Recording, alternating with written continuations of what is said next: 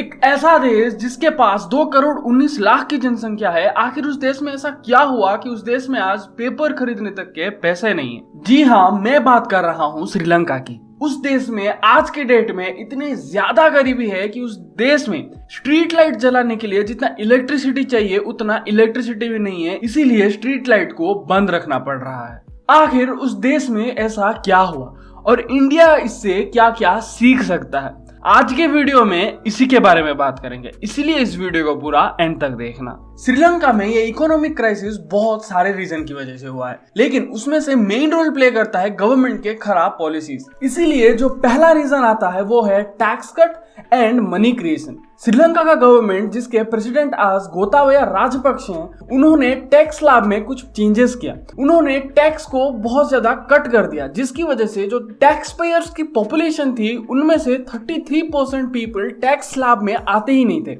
इसीलिए जो टैक्स से पैसा आता था वो धीरे धीरे घटता गया और उसी पैसे को कवर करने के लिए गवर्नमेंट ने बहुत ज्यादा पैसे छापने शुरू कर दिए और उन्होंने एक साल में रिकॉर्ड 119 बिलियन रुपीस छाप डाले, जिसकी वजह से श्रीलंका की करेंसी की वैल्यू पूरी तरह डाउन हो गई और शुरुआत हुई इकोनॉमिक क्राइसिस की। इसके बाद आता है दूसरा रीजन। 2010 तक श्रीलंका के ऊपर जितना कर्जा था 2010 से 2020 में वो डबल हो गया। 2010 से 2020 में श्रीलंका के जीडीपी में 42% हिस्सा फॉरेन डेब्ट का था, लेकिन 2021 में फॉरेन डेब्ट बढ़ के 119% हो गया श्रीलंका के जीडीपी में, जिसकी वजह से चीजों के दाम धीरे धीरे बढ़ने लगे और श्रीलंका के पास आज के डेट पे 4 बिलियन यूएस डॉलर का कर्जा है और श्रीलंका के पास फॉरेन रिजर्व सिर्फ 2.3 बिलियन यूएस डॉलर का है और ये चीज उस इकोनॉमिक क्राइसिस में ईंधन का काम किया। इसके बाद आता है तीसरा रीजन,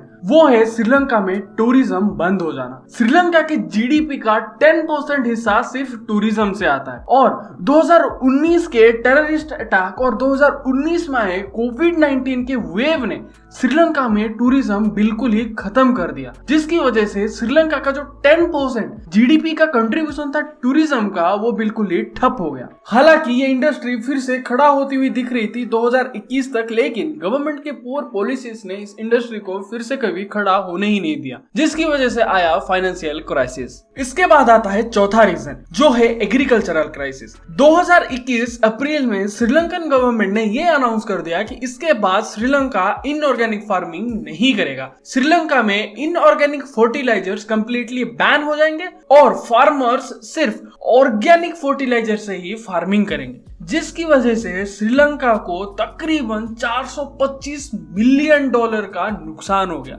और राइस की खेती की बात किया जाए तो राइस यील्ड में 20% गिरावट आ गई, जिसकी वजह से मजबूरन श्रीलंका को 450 मिलियन डॉलर खर्च करके एक्स्ट्रा चावल खरीदने पड़े। और टी फार्मिंग के लिए विख्यात श्रीलंका में टी फार्मिंग बिल्कुल ही नीचे गिर गया, क्योंकि जो ऑर्गेनिक फार्मिंग की बात चल रही थी वो फार्मर्स को 10 टाइम्स ज्यादा कॉस्टली पड़ रहा था और यील्ड की बात किया जाए तो वो फार्मिंग 50% यील्ड प्रोड्यूस कर रहा था, जिसकी वजह से फार्मर को आया बहुत ज्यादा भारी नुकसान और श्रीलंका में खाने की कमी हो गई। और ये भी एक रीजन है श्रीलंका में आई फाइनेंशियल क्राइसिस की। और ये सभी रीजन मिला के श्रीलंका में ऐसे हालात पैदा कर दिए हैं कि श्रीलंका में आज 1000 बेकरीज को बंद करना पड़ रहा है इलेक्ट्रिसिटी और कुकिंग गैस को बचाने के लिए। और वहाँ के हालात इतने पतले हो चुके हैं कि एग्जाम्स को कैंसिल करना पड़ रहा है, क्योंकि वहाँ पे पेपर नहीं है और पेपर में छापने के लिए